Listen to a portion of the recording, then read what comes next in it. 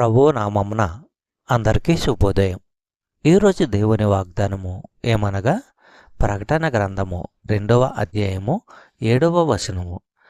చెవిగలవాడు ఆత్మ సంగములతో చెప్పుచున్న మాట వినుగాక.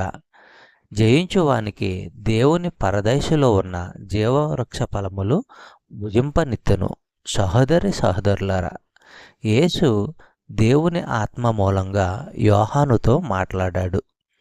యోహాను దేవుని ఆత్మతో నిండి ఉండి ఆయన మాటలు రాశాడు. ఈ మాట ద్వారా దేవుని ఆత్మ మనతో మాట్లాడుతున్నాడు.